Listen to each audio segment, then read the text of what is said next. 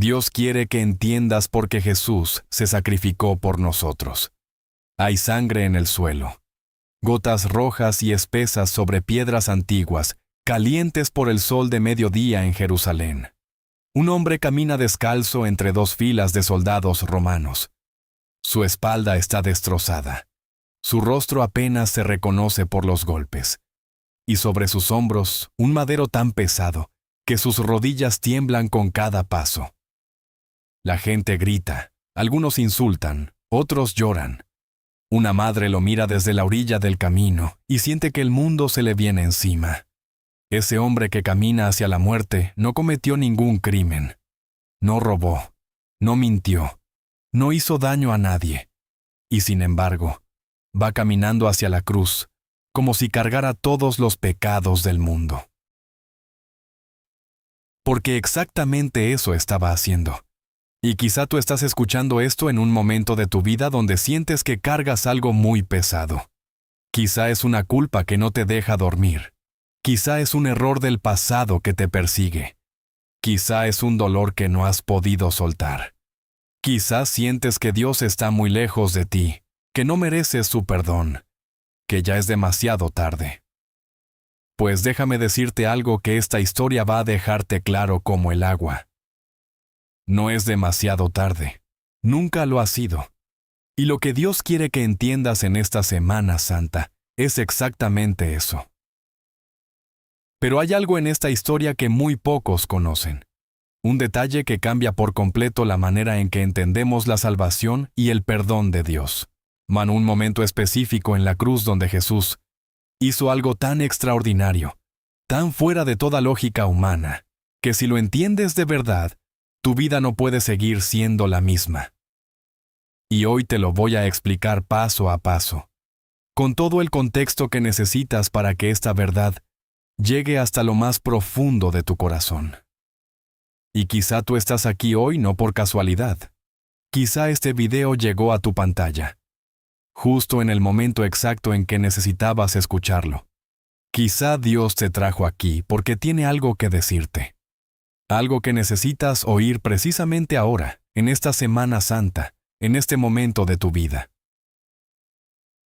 Pero antes de continuar, necesito pedirte algo muy importante. Lo que vas a escuchar en los próximos minutos puede transformar la manera en que entiendes tu relación con Dios.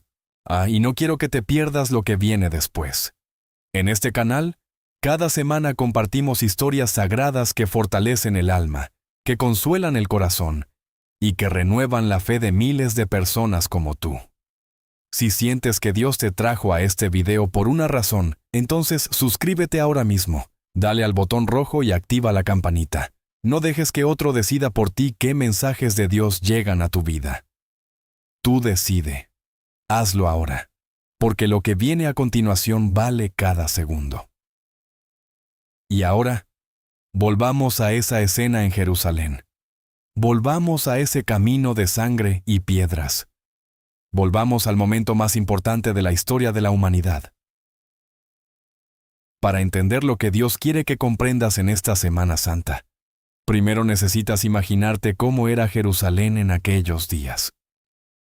Estamos hablando de una ciudad que normalmente tenía unos 40,000 habitantes, pero que durante la fiesta de la Pascua judía se llenaba hasta tener más de 200,000 personas. Peregrinos que venían de toda la región. Familias enteras que caminaban durante días para llegar a la ciudad santa. Las calles eran estrechas, de piedra, y olían a una mezcla de especias, sudor humano, animales, y el humo dulce del incienso que salía del gran templo. En cada esquina había mercaderes vendiendo corderos para el sacrificio de Pascua. El sonido de los balidos de los animales se mezclaba con los cantos de los sacerdotes y el murmullo constante de la multitud. Era un lugar lleno de vida, de fe, de esperanza. Porque la Pascua era la fiesta más importante para el pueblo de Israel. Era la celebración de aquella noche en que Dios liberó a sus antepasados de la esclavitud en Egipto. Cada familia se reunía para cenar juntos. Se comía el cordero asado, el pan sin levadura, las hierbas amargas. Y durante la cena, El padre de familia contaba la historia de cómo Dios había salvado a su pueblo. Era un momento sagrado, un momento de familia, un momento donde todos recordaban que Dios cumple sus promesas, que Dios libera a los que sufren, que Dios no abandona a los suyos. Las calles estaban llenas de niños corriendo entre las piernas de los adultos. Las madres cargaban a sus hijos pequeños envueltos en mantas de lana. Los ancianos caminaban despacio, apoyándose en bastones de madera, con los ojos llenos de una fe que habían heredado de sus padres y de los padres de sus padres. En las esquinas, los vendedores ambulantes ofrecían dátiles, higos secos, pan recién horneado y jarras de agua fresca. El olor del pan, mezclado con el aroma de las hierbas aromáticas que se usaban para la cena de Pascua, llenaba cada rincón de la ciudad. Había una tensión particular en el aire ese año. Todo el mundo hablaba de un profeta de Galilea, que había entrado a la ciudad montado en un burro, mientras la gente extendía palmas y mantos a su paso. Unos decían que era el Mesías prometido. Otros decían que era un loco peligroso. Los líderes religiosos lo veían como una amenaza directa a su poder. Los romanos lo vigilaban como a cualquier posible insurrecto. Nadie era indiferente a Jesús de Nazaret. Todos tenían una opinión. Y en pocos días, esas opiniones iban a chocar de la manera más violenta y más sagrada que el mundo haya visto jamás. Pero ese año, algo diferente estaba a punto de ocurrir. Algo que nadie esperaba.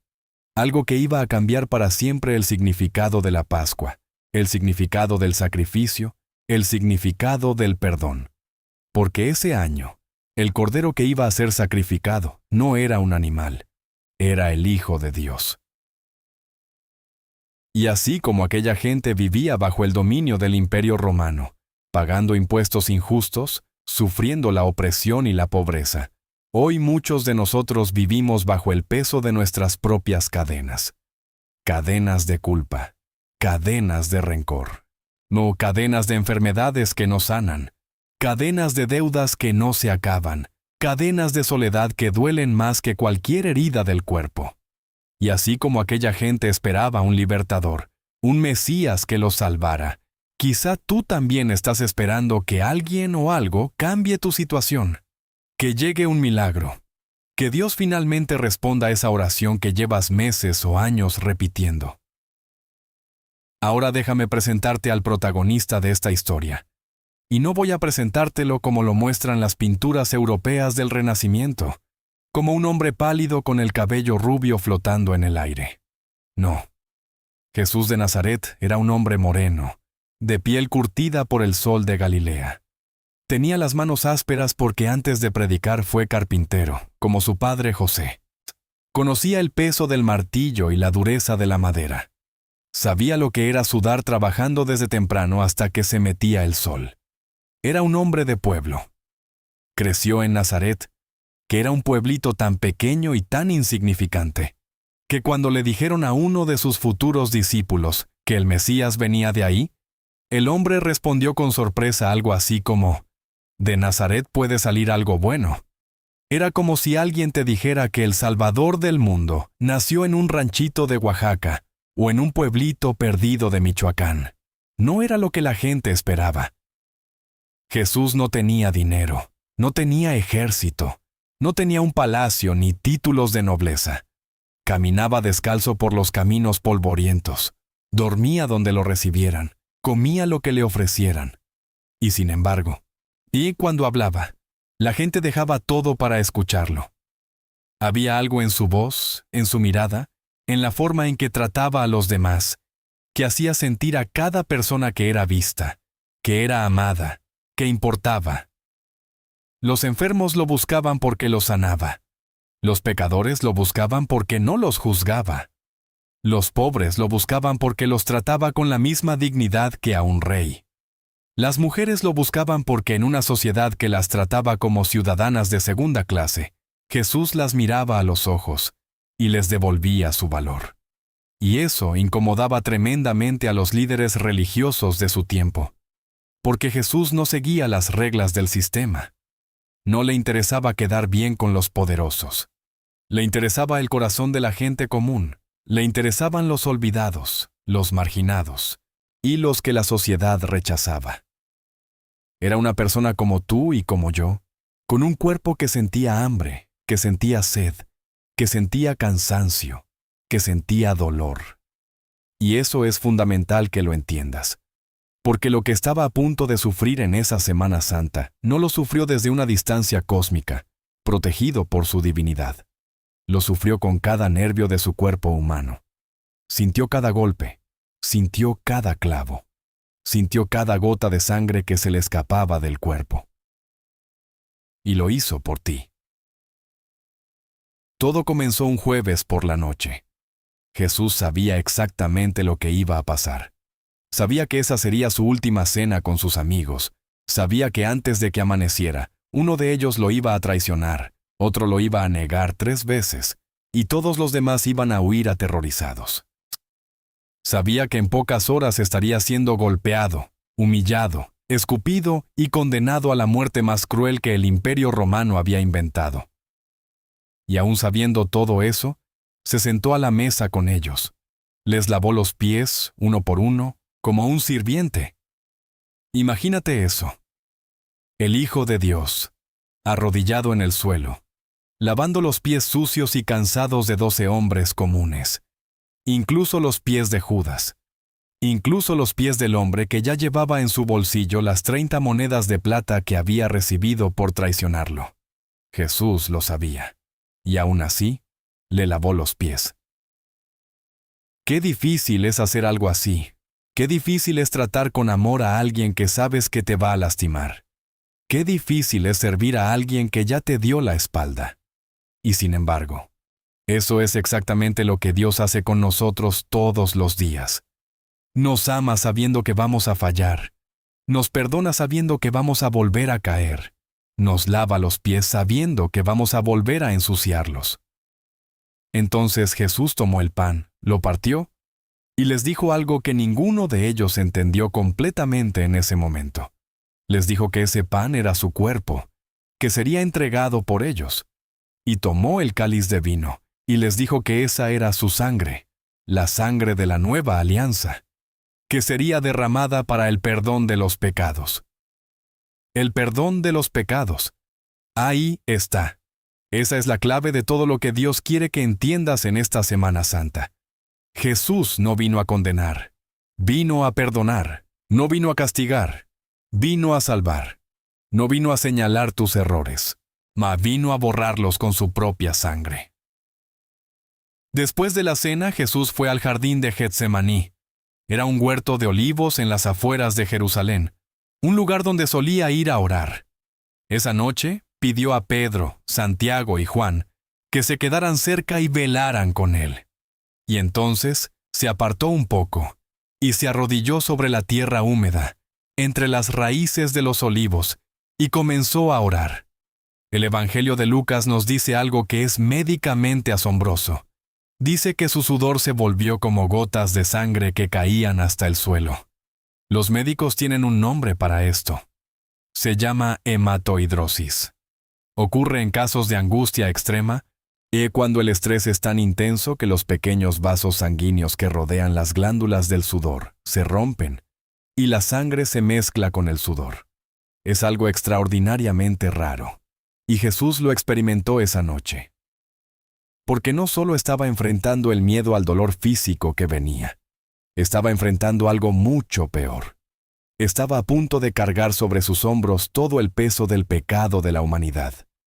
Cada mentira, cada traición, cada asesinato, cada abuso, cada injusticia, cada acto de maldad que la humanidad haya cometido o vaya a cometer, desde el principio hasta el final de los tiempos, todo eso iba a caer sobre él. Y en medio de esa angustia brutal, Jesús hizo algo que nos enseña la oración más honesta que existe. Le dijo a su Padre: si es posible, que pase de mí este cáliz. ¿Ah? Es decir, le pidió a Dios que hubiera otra manera, que encontrara otro camino, que no tuviera que pasar por ese sufrimiento. Pero inmediatamente después añadió: pero que no se haga mi voluntad, sino la tuya. Esa oración es la más valiente que se ha pronunciado jamás. Porque no es fácil decirle a Dios que haga lo que Él quiera cuando lo que Él quiere implica tu sufrimiento. No es fácil soltar el control. No es fácil decir, yo no entiendo lo que estás haciendo, pero confío en ti. Y sin embargo, eso es exactamente lo que Jesús hizo. En el momento más oscuro de su vida, eligió confiar en su Padre. Eligió la obediencia sobre el miedo. Eligió el amor sobre la autopreservación. Y fíjate en otro detalle que parte el corazón. Jesús les había pedido a sus discípulos más cercanos que se quedaran despiertos con Él, que oraran con Él, que lo acompañaran en su hora más difícil. Y cuando regresó a verlos, los encontró dormidos. 3 veces fue a buscar su compañía, y 3 veces los encontró durmiendo. Jesús enfrentó su noche más oscura esencialmente solo. Las personas que más quería no pudieron estar ahí para Él cuando más las necesitó. Y quizá tú sabes lo que se siente eso. Quizá has pasado por momentos difíciles donde las personas que esperabas que estuvieran a tu lado simplemente no estuvieron. Quizá lloraste sola. Quizá pediste ayuda y nadie vino. Quizá te sentiste completamente abandonada en tu hora más oscura. Si es así, Jesús entiende exactamente lo que sentiste, porque Él lo vivió también. Quizá tú has hecho esa misma oración alguna vez. Quizá le has pedido a Dios que te quite el dolor, que sane a tu esposo, que tu hijo regrese a casa, que la enfermedad desaparezca, que el dinero alcance, que la soledad se acabe. Y quizás sientes que Dios no te ha respondido, que tu cáliz sigue ahí, frente a ti, lleno hasta el borde. Pero lo que esta escena nos enseña es que incluso Jesús, el Hijo de Dios, tuvo que pasar por el sufrimiento para que algo mucho más grande naciera del otro lado. Y quizá tu sufrimiento también tiene un propósito que todavía no puedes ver. Entonces llegó Judas. Llegó con soldados romanos y guardias del templo, con antorchas, linternas y espadas. Y se acercó a Jesús y lo besó en la mejilla. Ese era la señal acordada, un beso. La forma más íntima de saludo se convirtió en el acto de traición más famoso de la historia. Y Jesús lo miró, no con odio, no con rencor. Lo miró y le dijo, según nos cuenta el Evangelio de Lucas, amigo, con un beso entregas al Hijo del Hombre. Le llamó amigo. A su traidor le llamó amigo. Piensa en eso un momento. Piensa en esa persona que te lastimó, que te traicionó la confianza, que habló mal de ti a tus espaldas, que se fue sin dar explicaciones, que te falló cuando más la necesitabas. Jesús mira a esa persona y todavía la llama amigo. Jesús te mira a ti cuando tú has sido el que falló, y todavía te llama hijo, hija, amado, amada. Eso es lo que significa la salvación. Que no tienes que ser perfecto para que Dios te ame. Que no tienes que ganarte su perdón. Que Él ya decidió amarte antes de que tú decidieras buscarlo. Mientras Jesús era interrogado dentro de la casa del sumo sacerdote, Pedro estaba afuera, calentándose junto a una fogata en el patio. Pedro, el discípulo más impulsivo, el que había jurado que nunca abandonaría a su maestro, el que horas antes había sacado una espada para defenderlo. Una sirvienta lo reconoció y le dijo que él andaba con Jesús. Y Pedro, muerto de miedo, negó conocerlo. 1 vez, 2 veces, 3 veces. Y justo cuando terminó de negarlo por 3ª vez, cantó un gallo. Y Pedro recordó que Jesús le había dicho exactamente eso. Antes de que el gallo cante, me negarás 3 veces. El Evangelio de Lucas añade un detalle que parte el alma. Dice que en ese preciso momento, Jesús se volvió y miró a Pedro. Imagínate esa mirada. No fue una mirada de reproche, no fue una mirada de decepción, fue una mirada de amor. Una mirada que decía, ya lo sabía. Y aún así te escogí, y aún así te amo. Y Pedro salió de ahí y lloró amargamente. Lloró como solo llora alguien que sabe que falló a la persona que más quiere en el mundo. Lloró en la oscuridad de esa noche, solo, con el canto del gallo todavía resonando en sus oídos como un cuchillo clavado en el alma. Quizá tú también has negado a Dios alguna vez. No con palabras, quizá, pero sí con acciones. Quizá dejaste de ir a misa. Quizá te alejaste de la oración. Quizá en algún momento de dolor o de enojo dijiste que Dios no existía, o que si existía no le importabas. Y quizá cargas esa culpa todavía.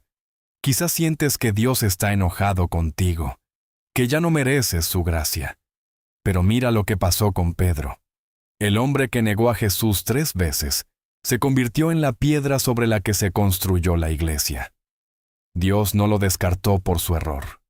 Lo levantó y lo usó para algo más grande de lo que Pedro jamás hubiera imaginado. Y si Dios hizo eso con Pedro, imagínate lo que puede hacer contigo. Al amanecer del viernes, Jesús fue llevado ante Poncio Pilato, el gobernador romano. Pilato era un hombre político, astuto, una que no quería problemas con el pueblo judío, pero tampoco encontraba razón para condenar a un hombre que claramente no había cometido ningún delito. Lo interrogó, le hizo preguntas, y no encontró en él ninguna culpa. Pero la multitud gritaba. Los líderes religiosos habían manipulado a la gente para que pidiera la muerte de Jesús. Y entonces Pilato tuvo una idea. Era costumbre que durante la Pascua, el gobernador liberara a un prisionero que el pueblo eligiera. Pilato les dio a escoger entre Jesús y Barrabás, un criminal violento, un hombre condenado por asesinato y sedición. Seguramente pensó que la gente elegiría a Jesús. Pero la multitud gritó, «Suelta a Barrabás, y sobre Jesús, crucifícalo». Entonces Pilato mandó azotar a Jesús. Los azotes romanos no eran como un cinturonzo. El flagelo romano era un instrumento diseñado para destruir la carne humana. Consistía en varias tiras de cuero con pedazos de hueso y metal incrustados en las puntas. Cada golpe arrancaba pedazos de piel y músculo. La ley judía permitía un máximo de 40 azotes. Los romanos no tenían límite. Historiadores y médicos que han estudiado la crucifixión romana estiman que después de la flagelación, Jesús habría perdido una cantidad significativa de sangre. Su espalda habría quedado como carne viva. El dolor habría sido indescriptible. Muchos prisioneros morían solo por los azotes, sin llegar siquiera a la cruz. Y después de los azotes, los soldados le pusieron una corona de espinas en la cabeza. Y no eran espinitas pequeñas. Eran espinas largas y duras del arbusto que crece en esa región, capaces de perforar el cuero cabelludo hasta el hueso. Le pusieron un manto rojo, le dieron una caña en la mano como si fuera un cetro, y se arrodillaron frente a él burlándose. Le decían, «Salve, Rey de los judíos», y le escupían en el rostro. Cada golpe que recibió Jesús era un golpe que tú y yo merecíamos. Cada gota de sangre que derramó era una gota que pagaba por nuestros errores, por nuestras mentiras, por nuestros rencores, por nuestras cobardías, por cada vez que le dimos la espalda a Dios. Eso es la salvación, que alguien inocente tomó tu lugar en el castigo, que alguien que no debía nada pagó tu deuda completa. Luego le obligaron a cargar su propia cruz por las calles de Jerusalén, camino al monte Calvario. El madero pesaba entre 30 y 40 kilos. Para un hombre que había sido azotado hasta casi la muerte, que no había dormido en toda la noche, que había perdido mucha sangre, ese peso era insoportable. Jesús cayó, se levantó, volvió a caer. Los soldados sabían que si moría en el camino, no podrían crucificarlo. Así que obligaron a un hombre que pasaba por ahí, un tal Simón de Cirene, a que le ayudara a cargar la cruz. Las mujeres de Jerusalén lloraban al verlo pasar. Y Jesús, en medio de su propio sufrimiento, se detuvo a consolarlas. Les dijo que no lloraran por él, que lloraran por ellas mismas y por sus hijos. Incluso caminando hacia su propia muerte, Jesús pensaba en los demás. Incluso destruido por el dolor, se detenía a cuidar a otros. Esa es la naturaleza del amor de Dios. Un amor que no se detiene ni cuando está muriendo. Cuando llegaron al Calvario, lo tiraron sobre el madero, le estiraron los brazos y le clavaron clavos de hierro de entre 15 y 18 centímetros de largo, a través de las muñecas, no de las palmas de las manos, como muestran muchas pinturas, porque las palmas no habrían soportado el peso del cuerpo. Los clavos atravesaron el espacio entre los huesos del carpo, dañando el nervio mediano, lo cual produce uno de los dolores más intensos que el cuerpo humano puede experimentar. Luego clavaron sus pies uno sobre otro, con un solo clavo largo, y levantaron la cruz y la dejaron caer en el agujero preparado en la roca. El impacto del madero al caer en su lugar habría sacudido todo el cuerpo de Jesús, desgarrando aún más las heridas de los clavos. La crucifixión era la forma de ejecución más cruel y humillante que existía en el mundo antiguo. Los romanos la reservaban para los peores criminales, para los esclavos rebeldes, para los enemigos del imperio. Ningún ciudadano romano podía ser crucificado, sin importar su crimen. Era considerada demasiado degradante. Y sin embargo, el Hijo de Dios, el Creador del universo, aceptó morir de esa manera, por ti, por mí, por todos. Piensa en lo que eso significa. El mismo Dios que creó las estrellas, que separó los mares, que formó las montañas con sus manos, el mismo Dios que sostiene el universo entero con su voluntad, se dejó clavar a un pedazo de madera por unas manos humanas. No porque no pudiera evitarlo, sino porque eligió no evitarlo. Porque te ama más de lo que ama su propia vida. Hay una diferencia enorme entre morir, porque no tienes opción, y morir porque eliges hacerlo por amor. Jesús tuvo opción. En el jardín de Getsemaní dijo que podía pedirle al Padre que enviara 12 legiones de ángeles para rescatarlo. Esos son más de 70,000 ángeles. Podían haber bajado de la cruz en cualquier momento. Podían haber destruido a los soldados con una palabra. Pero no lo hizo. Porque si se salvaba a sí mismo, no podía salvarte a ti. Cada segundo que estuvo en esa cruz fue una decisión de amor. Cada minuto de agonía fue un minuto que eligió soportar porque tú valías la pena. Porque tu salvación valía más que su comodidad, más que su dignidad, más que su propia vida. Jesús fue crucificado entre 2 criminales, uno a su derecha y otro a su izquierda. Sobre su cabeza, Pilato mandó poner un letrero que decía, Jesús de Nazaret, Rey de los Judíos. Lo escribió en 3 idiomas, hebreo, latín y griego, para que todo el mundo lo leyera, para que la humillación fuera completa. Los soldados se repartieron su ropa jugando a los dados al pie de la cruz. La gente que pasaba lo insultaba. Los líderes religiosos se burlaban diciendo que si era el Hijo de Dios, que bajara de la cruz y se salvara a sí mismo. Y aquí es donde ocurre el momento más extraordinario de toda la historia. El momento que Dios quiere que entiendas esta Semana Santa. El momento que cambia todo. Jesús, clavado en la cruz, desangrándose, asfixiándose, sufriendo el dolor más extremo que se pueda imaginar, abrió la boca y dijo las palabras más poderosas que jamás se han pronunciado en la historia de la humanidad. Dijo, Padre, perdónalos, porque no saben lo que hacen. Perdónalos. No dijo, castígalos.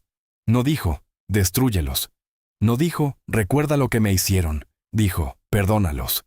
A los soldados que lo clavaron, a los líderes que lo condenaron, a la multitud que pidió su muerte, a Judas que lo traicionó, a Pedro que lo negó, a los discípulos que huyeron, a todos. Y no solo a ellos, también a ti, también a mí, también a cada persona que ha vivido, que vive y que vivirá sobre esta tierra. Esa frase es el corazón del mensaje de Dios para ti esta Semana Santa.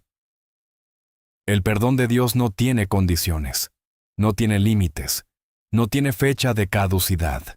No importa lo que hayas hecho. No importa cuántas veces hayas caído. No importa qué tan lejos te hayas alejado. Dios te mira desde la cruz y dice, te perdono. Si esta historia te está tocando el corazón, si sientes que estas palabras están llegando a un lugar profundo dentro de ti, te pido que te suscribas a este canal. Aquí cada semana compartimos historias que alimentan el alma y fortalecen la fe como ninguna otra cosa puede hacerlo. Dale al botón de suscribirse y a la campanita para que no te pierdas ninguna, porque lo que viene ahora, lo que está a punto de revelarse en esta historia, es algo que necesitas escuchar con todo tu corazón abierto. Ahora presta mucha atención, porque lo que sigue es uno de los pasajes más hermosos y esperanzadores de toda la Biblia. Uno de los criminales crucificados junto a Jesús lo insultaba. Le decía que si era el Cristo, que se salvara a sí mismo y los salvara a ellos también. Pero el otro criminal lo reprendió. Le dijo que tuviera temor de Dios, que ellos estaban ahí justamente, pagando por sus crímenes, pero que Jesús no había hecho nada malo. Y entonces, ese criminal, ese hombre que toda su vida había robado, que había cometido actos terribles, que estaba muriendo por sus propios pecados, te miró a Jesús y le dijo una frase sencilla pero llena de una fe desesperada. Jesús, acuérdate de mí cuando vengas en tu reino. No dijo, perdóname por todos mis pecados. No recitó una oración larga, no prometió cambiar. No hizo una peregrinación ni encendió 100 veladoras. Solo dijo, acuérdate de mí. Y Jesús le respondió con una promesa que debería hacer llorar a cualquiera que la escuche de verdad. Le dijo, en verdad te digo que hoy estarás conmigo en el paraíso. Hoy, no mañana. No después de pagar tu deuda, no después de hacer penitencia, no después de demostrar que cambiaste. Hoy. Ese criminal no tuvo tiempo de ir a confesarse, no tuvo tiempo de hacer obras de caridad, no tuvo tiempo de rezar 1000 rosarios. Lo único que tuvo fue un momento de fe sincera, un instante de arrepentimiento genuino, y la misericordia infinita de Dios fue suficiente para abrirle las puertas del cielo en ese mismo instante.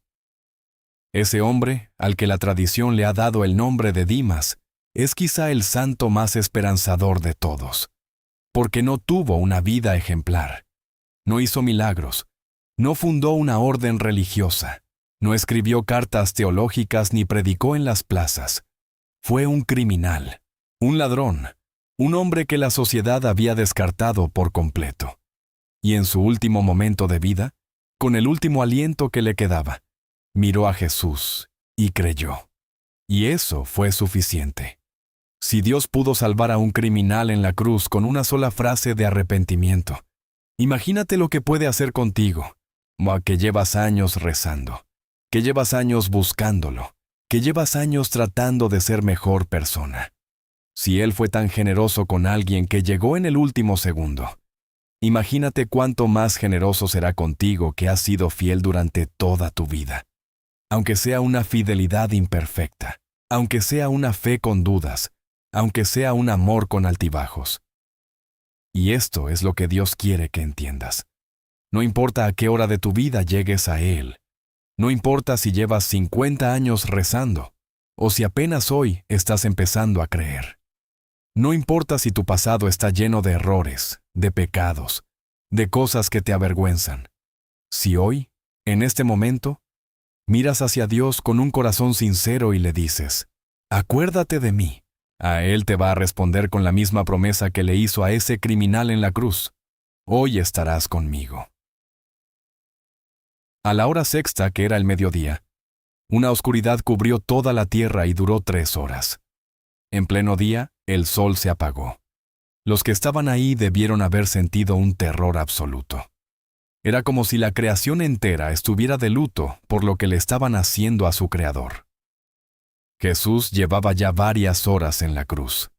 Cada respiración era una tortura. Para poder tomar aire, tenía que empujarse hacia arriba con los pies clavados, lo cual causaba un dolor insoportable. solo para poder llenar los pulmones durante un instante antes de volver a dejarse caer. La muerte por crucifixión era esencialmente una muerte por asfixia, combinada con pérdida de sangre, la deshidratación y agotamiento total. Y en medio de esa oscuridad, Jesús gritó con una voz fuerte: Dios mío, ¿por qué me has abandonado? Esa frase ha confundido a muchos durante siglos.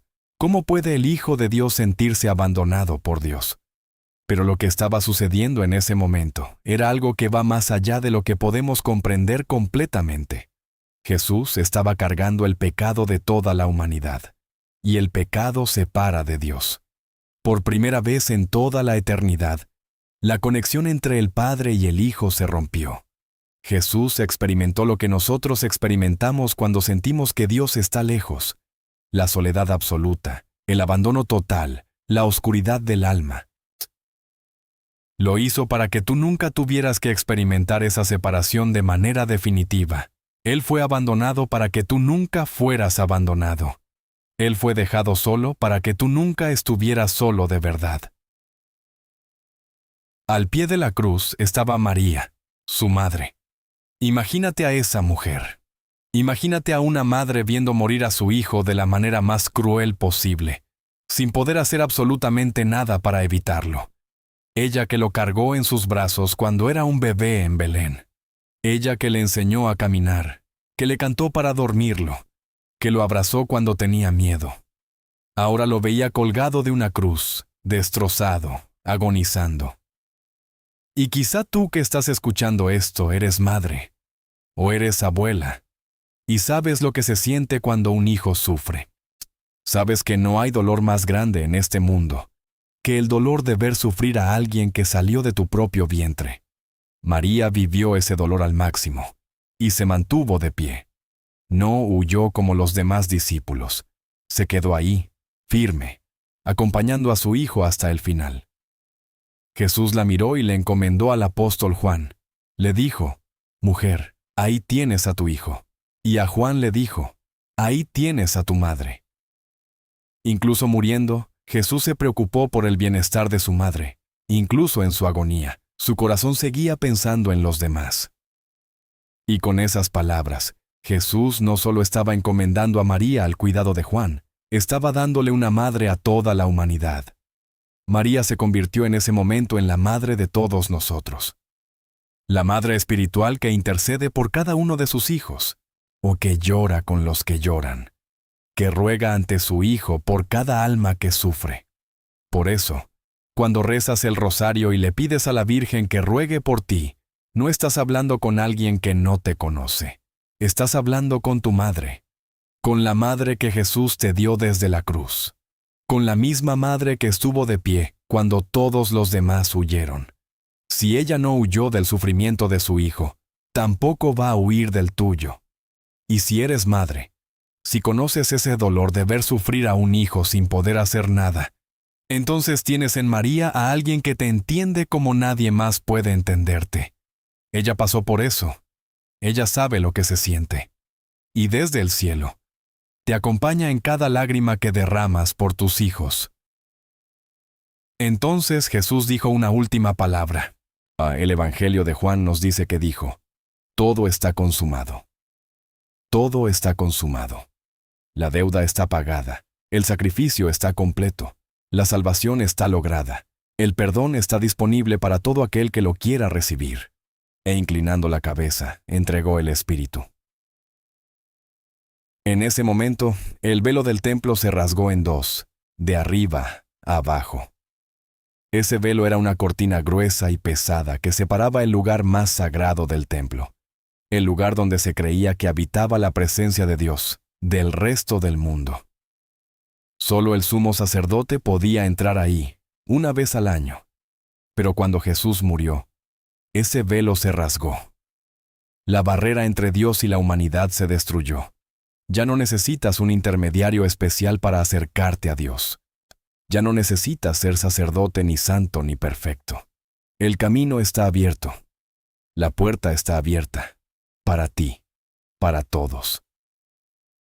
La tierra tembló, las rocas se partieron, Y un centurión romano, un soldado pagano que probablemente había visto crucificar a decenas de personas, miró hacia arriba y dijo algo que nadie esperaba. Verdaderamente este hombre era el Hijo de Dios. Incluso un soldado romano, un hombre que no conocía las Escrituras, que no había crecido rezando, que era parte del sistema que mató a Jesús, reconoció en ese momento la verdad. Si hasta él pudo verla, tú también puedes. Cuando todo terminó, un hombre llamado José de Arimatea, que era un miembro respetado del Consejo Judío, pero que en secreto era discípulo de Jesús, fue a pedirle a Pilato el cuerpo. Lo bajaron de la cruz con cuidado. Lo envolvieron en sábanas blancas con especias aromáticas, como era la costumbre judía, y lo colocaron en un sepulcro nuevo, excavado en la roca, donde nadie había sido puesto antes. Rodaron una piedra grande para cerrar la entrada, y se fueron.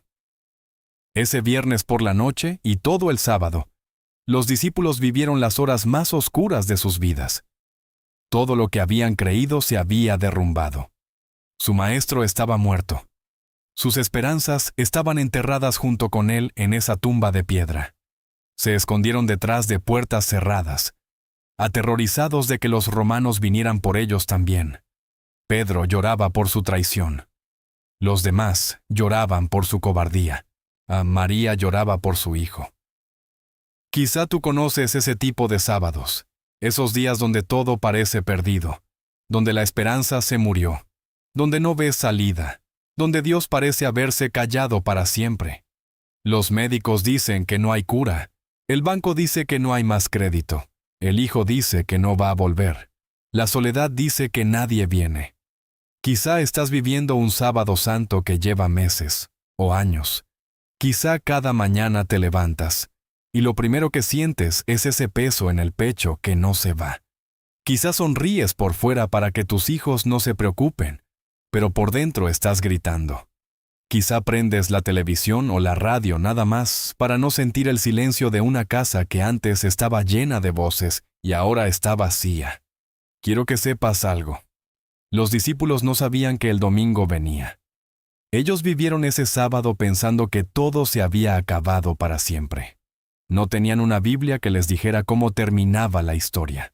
No tenían un pastor que les prometiera la resurrección. Solo tenían la oscuridad y el silencio de la tumba sellada. Pero el domingo llegó. A pesar de su dolor, a pesar de su duda, a pesar de su miedo, el domingo llegó. Y cuando llegó, fue más glorioso de lo que cualquiera de ellos habría podido imaginar. Si estás viviendo tu propio sábado santo, si estás en ese momento oscuro entre la muerte y la resurrección, quiero que escuches esto con todo tu corazón. El sábado siempre termina. El domingo siempre llega. Y llegó el domingo. Muy temprano en la mañana, cuando todavía estaba oscuro, María Magdalena fue al sepulcro. Iba a ungir el cuerpo de Jesús con perfumes y aceites, como era la costumbre para honrar a los muertos. Pero cuando llegó, encontró algo que no esperaba. La piedra estaba rodada, la tumba estaba vacía, el cuerpo no estaba. Los lienzos con los que habían envuelto a Jesús estaban ahí, doblados con cuidado. Pero el cuerpo había desaparecido. Un ángel, vestido de blanco resplandeciente, le dijo algo que cambió la historia del mundo para siempre.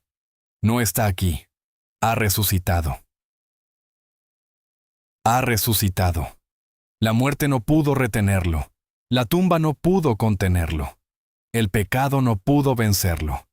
El odio, la crueldad, la violencia, la injusticia, todo el poder del mal concentrado en un solo acto de destrucción, no fue suficiente para mantener al Hijo de Dios en la tumba.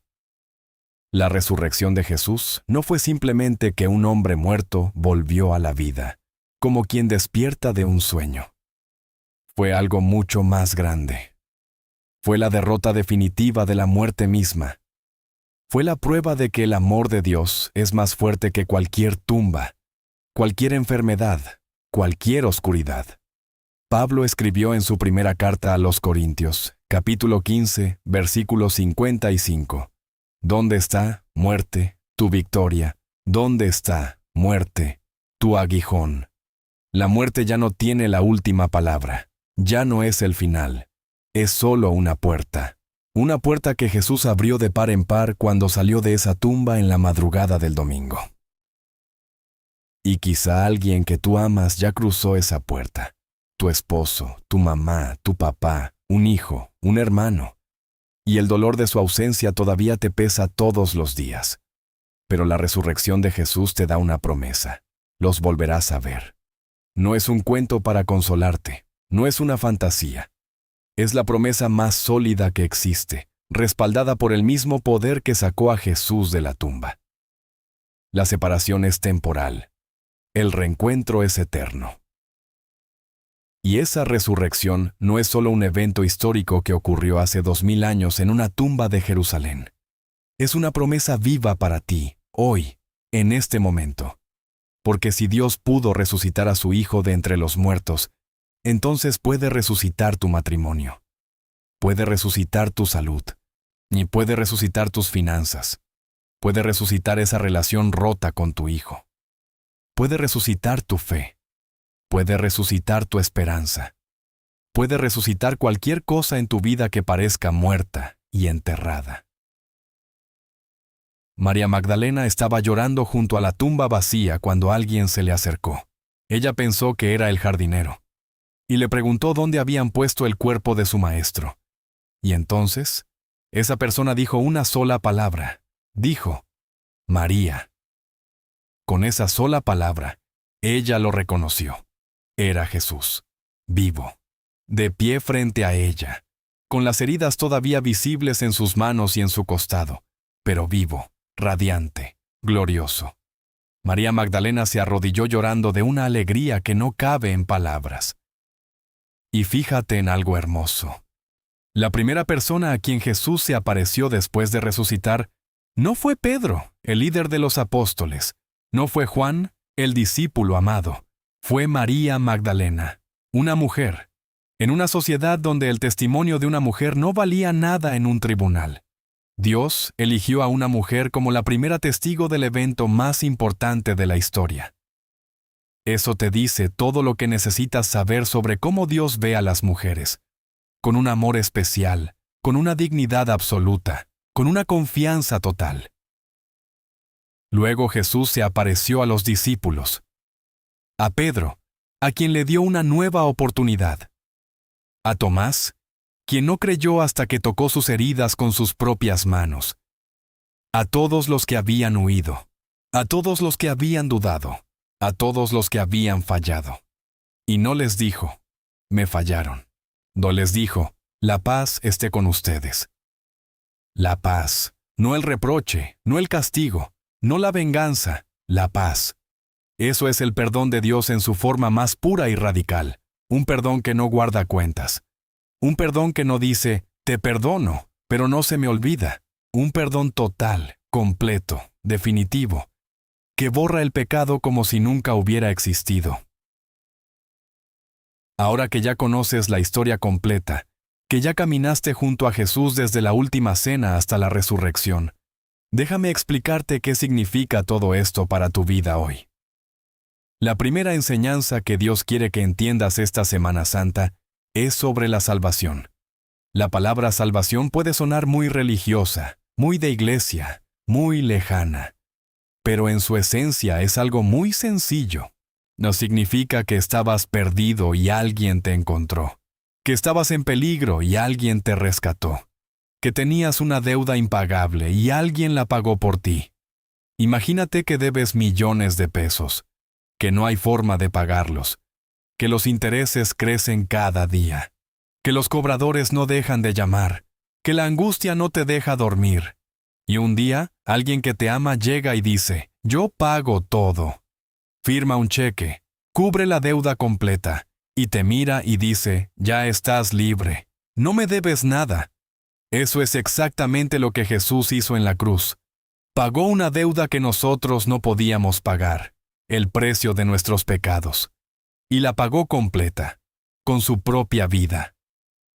El apóstol Pablo lo explica de una manera muy clara en su carta a los Romanos, capítulo 6, versículo 23, cuando dice que la paga del pecado es muerte, pero el regalo de Dios es vida eterna en Cristo Jesús. Es un regalo, no algo que te ganas, no algo que mereces, un regalo que se te ofrece simplemente porque Dios te ama. Y en su carta a los Efesios, capítulo 2, versículos 8 y 9, Pablo lo dice aún más claro. Por gracia han sido salvados mediante la fe, y esto no es de ustedes, es don de Dios. No es por obras, para que nadie se gloríe. Eso significa que no hay suficientes rosarios, suficientes misas, suficientes limosnas, ni suficientes peregrinaciones para ganarte la salvación. No porque esas cosas no sean buenas y valiosas, lo son. Pero la salvación no se compra con buenas obras. Se recibe como un regalo de un Dios que te ama tanto que entregó a su propio Hijo por ti. Piensa en esto como el regalo de Navidad que le das a tu nieto. No se lo das porque se portó bien todo el año. Se lo das porque lo amas, porque es tu sangre, porque verlo sonreír te llena el corazón. Así te ama Dios.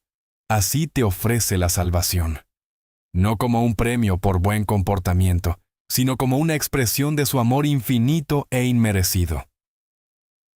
La segunda enseñanza es sobre el perdón. Y aquí necesito ser muy directo contigo, porque este es quizá el mensaje más urgente que Dios tiene para ti hoy. Hay dos tipos de perdón que necesitas entender. El primero es el perdón que Dios te ofrece a ti. Y el segundo es el perdón que tú necesitas ofrecerle a otros. Y ambos están conectados de una manera que no puedes ignorar.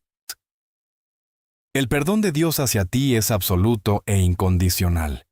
No importa lo que hayas hecho, no importa cuántas veces hayas caído en el mismo pecado, no importa si sientes que lo que hiciste es imperdonable. Dios ya te perdonó desde la cruz. Ese perdón ya fue dado. Lo único que necesitas hacer es aceptarlo, recibirlo, creerlo. Dejar de castigarte por algo que Dios ya decidió olvidar. Hay personas que llevan años cargando una culpa que Dios ya soltó hace mucho tiempo, que se confiesan una y otra vez del mismo pecado, no porque Dios no las haya perdonado, sino porque ellas no se han perdonado a sí mismas. Si ese es tu caso, necesito que escuches esto con mucha atención. Perdonarte a ti mismo no es un acto de soberbia, es un acto de obediencia. Porque si Dios ya te perdonó y tú sigues sin perdonarte, estás diciendo que tu juicio es más importante que el de Dios. Y no lo es. Quizá estás escuchando esto sentada en tu sala, o en tu cocina mientras preparas la comida, o acostada en tu cama porque el cuerpo ya no te responde como antes. Y quizá hay algo que te pesa, un pecado que cometiste hace años y del que nunca has hablado. Una decisión que tomaste y que cambió todo para mal. Algo que le dijiste a alguien y que nunca pudiste retirar. Quiero que imagines algo. Imagina que Jesús está sentado junto a ti en este momento. No de una manera mística o extraña, de la manera más sencilla posible. Como si un amigo se sentara a tu lado en la banca de tu iglesia. Y te dice, ya lo sé lo que hiciste, o sé lo que te pesa, sé lo que no te deja dormir. Y ya te perdoné, ya está pagado, suéltalo. Deja de cargar con eso, porque yo ya lo cargué por ti en la cruz. Ahora viene la parte difícil, porque el perdón no es solo algo que recibes de Dios, también es algo que Dios te pide que des. Jesús lo dijo claramente en el Evangelio de Mateo, capítulo 6, versículos 14 y 15. Si perdonan a los demás sus ofensas, también el Padre Celestial los perdonarán a ustedes. Pero si no perdonan a los demás, tampoco el Padre los perdonará a ustedes. Esto no significa que Dios te va a castigar si no perdonas. Significa que cuando te aferras al rencor, te estás cerrando tú mismo la puerta a la paz que Dios quiere darte. El rencor es como tomar veneno esperando que le haga daño al otro. Te destruye a ti, no a la persona que te lastimó. Sé que es difícil. Sé que hay heridas que parecen imposibles de perdonar. Sé que hay personas que te hicieron daño de una manera que marcó tu vida para siempre. Un esposo que te fue infiel. Un hijo que te faltó al respeto. Una hermana que se quedó con la herencia. Un amigo que te difamó. Un padre que te abandonó. Perdonar no significa que lo que te hicieron estuvo bien. No significa que tienes que olvidar. No significa que tienes que volver a confiar en esa persona como si nada hubiera pasado. Perdonar significa soltar. Significa decirle a Dios, yo ya no puedo cargar con este rencor. Tómalo tú. Yo elijo la paz. Yo sé que hay heridas que llevan años abiertas. Heridas que se reabren cada Navidad cuando esa persona no llega. Heridas que sangran cada vez que ves una foto vieja. Heridas que duelen en silencio, en la madrugada, cuando nadie te ve. Y quizá piensas que perdonar sería como decirle a esa persona que lo que hizo no importó, que está bien, que puede seguir como si nada. Pero no es así. Perdonar no es para el otro, es para ti. Es soltar las cadenas que te atan a ese dolor. Es dejar de darle poder a alguien que quizá ni siquiera piensa en ti. Es elegir tu libertad por encima de tu orgullo herido. Santa Faustina, la gran apóstol de la Divina Misericordia, escribió en su diario que Jesús le dijo que cuanto más grande es el pecador, nada más grande es su derecho a la misericordia de Dios. Si eso es cierto para los pecadores que te lastimaron, también es cierto para ti. Tú también tienes derecho a esa misericordia. Tú también puedes ser perdonada, y tú también puedes aprender a perdonar. Jesús perdonó desde la cruz a las personas que lo estaban matando. Si Él pudo hacer eso, con la ayuda de Dios, tú también puedes perdonar. No con tus propias fuerzas, con las de Él. La tercera enseñanza es que el amor de Dios no tiene límites ni condiciones. Vivimos en un mundo donde todo tiene un precio, donde el amor se condiciona. Te quiero si te portas bien. Te acepto si cumples mis expectativas. Te perdono si me prometes que no lo vuelves a hacer. Pero el amor de Dios no funciona así. Dios te ama hoy, tal como eres, con todo y tus defectos, tus pecados, tus dudas, tus miedos. El Evangelio de Juan, capítulo 3, versículo 16, dice que tanto amó Dios al mundo que dio a su Hijo único, para que todo el que cree en Él no se pierda, sino que tenga vida eterna. Tanto amó, no un poquito, no a medias, tanto. Tanto que estuvo dispuesto a ver morir a su propio Hijo para que tú pudieras vivir. Si eres madre, si eres abuela, sabes que darías tu vida por tus hijos o por tus nietos sin pensarlo dos veces. Pues Dios hizo exactamente eso. Dio la vida de su Hijo por ti, no porque tú lo merecieras, no porque tú se lo pidieras, porque te ama con un amor que va más allá de todo lo que puedes comprender. Y ese amor no depende de ti, no depende de cuánto rezas, de cuánto das, de cuánto haces. Depende únicamente de quién es Dios. Y Dios es amor. Lo dice la primera carta de Juan, capítulo 4, versículo 8. Dios es amor. No dice que Dios tiene amor, como quien tiene una cualidad entre muchas. Dice que Dios es amor. Es su naturaleza. Es lo que Él es en su esencia más profunda. Y ese amor fue el que clavó a Jesús en la cruz. No los clavos de los romanos. No el odio de los líderes religiosos. No la cobardía de Pilato. Fue el amor. El amor de un padre que prefirió ver sufrir a su hijo antes que perderte a ti para siempre. Si pudieras ver tu vida desde los ojos de Dios, verías algo muy diferente a lo que ves desde tu propia perspectiva. Donde tú ves fracasos, Él ve oportunidades de crecimiento. Donde tú ves pecados, Él ve heridas que necesitan sanarse. Donde tú ves una vida ordinaria, Él ve a su hija amada, creada con un propósito único e irrepetible. Nunca dejes que nadie, ni siquiera tu propia voz interior, te diga que no vales. Vales tanto que el Hijo de Dios murió por ti. Esa es tu medida de valor. Esa es la única medida que importa. Entonces, ¿qué puedes hacer tú hoy? en esta Semana Santa, con todo lo que acabas de escuchar. Déjame darte algo concreto, algo práctico, algo que puedas hacer hoy mismo antes de dormir. Lo primero es recibir el perdón de Dios.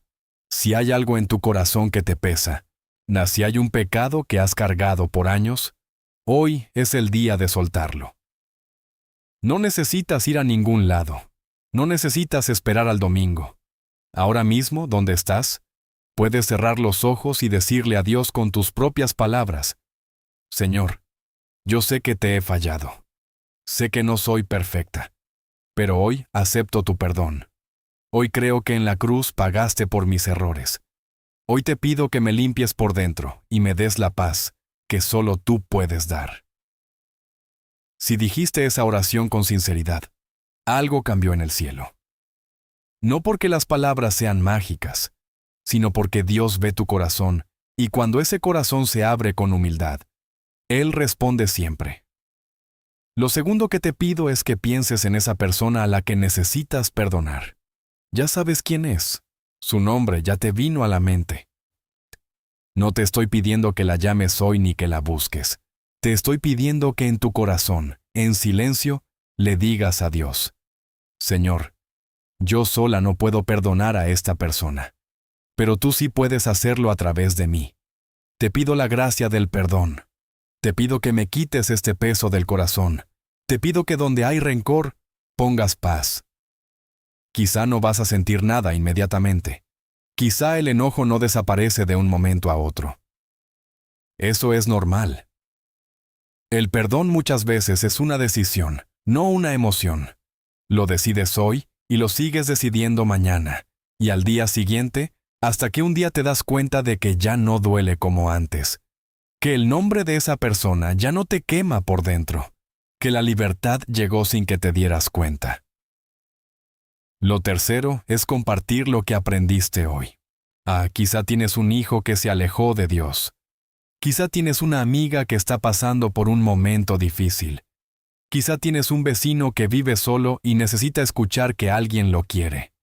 Esta Semana Santa es un buen momento para ser tú las manos de Dios en la vida de alguien más. No con sermones largos ni con discursos religiosos.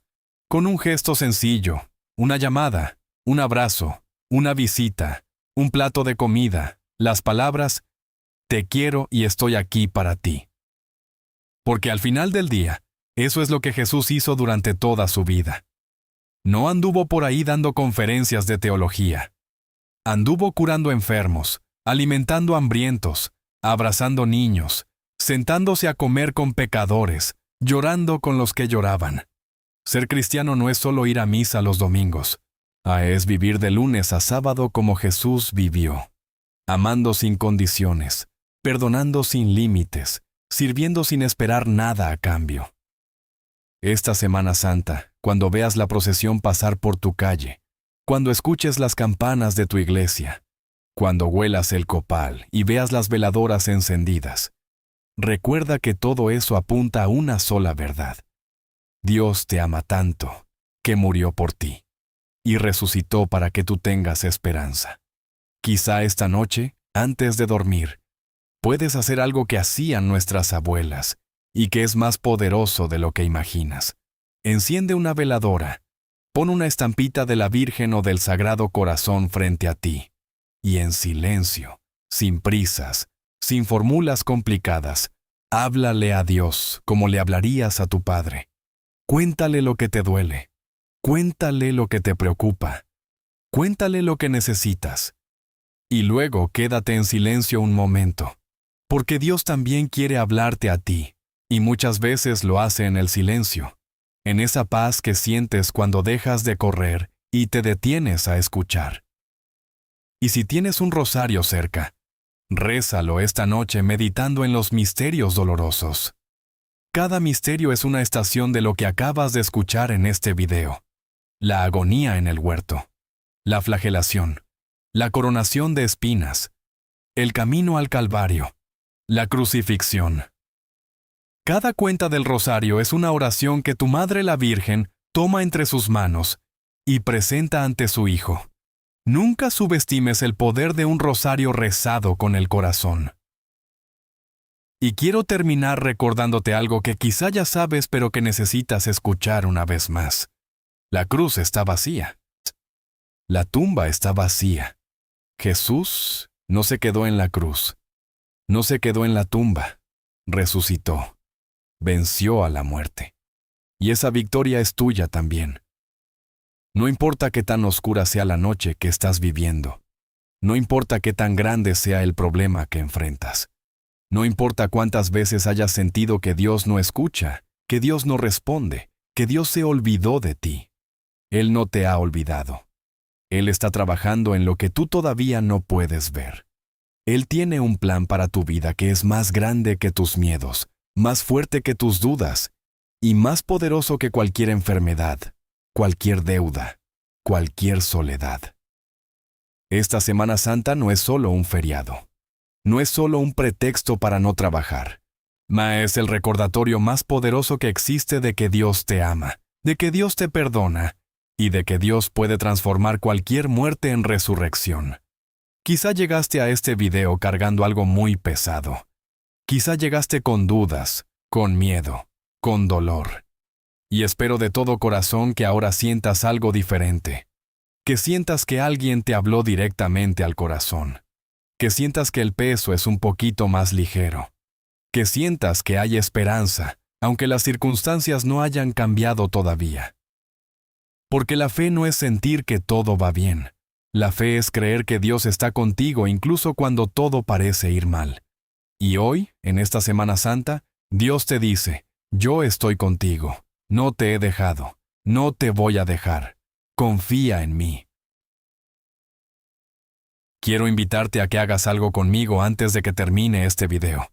Si puedes, cierra tus ojos un momento, respira profundo y repite esta oración conmigo con todo tu corazón.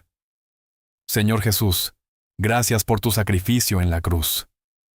Gracias por cargar mis pecados, mis errores, mis dolores. Hoy recibo tu perdón con todo mi corazón. Y hoy te pido la fuerza para perdonar a quienes me han lastimado. Lléname de tu paz, lléname de tu amor, lléname de tu esperanza. Y que esta Semana Santa sea el inicio de algo nuevo en mi vida. Amén. Si dijiste esa oración con sinceridad, ya quiero que sepas que algo se movió en el cielo a tu favor. No porque yo lo diga, sino porque la Biblia lo promete. El Evangelio de Mateo, capítulo 7, versículo 7 dice, pidan y se les dará, busquen y encontrarán, llamen y se les abrirá. Tú pediste, tú buscaste, tú llamaste, y Dios siempre abre la puerta cuando alguien toca con el corazón sincero. Dios no te ha abandonado, nunca lo hará. Y si hoy llegaste a este video, es porque Él tiene algo preparado para ti que todavía no puedes ver. Pero pronto lo verás. Ten fe. Si esta historia te impactó, no puedes perderte todos los videos de lecciones bíblicas de este canal. Te dejo el enlace aquí arriba y en la descripción. Gracias por quedarte hasta el final. Y gracias por abrir tu corazón. Gracias por permitir que esta historia te tocara. Que Dios te bendiga hoy y siempre. Que la Virgen de Guadalupe te cubra con su manto. Y que esta Semana Santa sea la más hermosa de tu vida. Y recuerda, cada semana hay una nueva historia esperándote en este canal. Suscríbete, activa la campanita y comparte este video con alguien que necesite escucharlo. Quizá esa persona está pasando por su propio Viernes Santo y necesita saber que el domingo de resurrección siempre llega. Que Dios te bendiga. Hasta la próxima.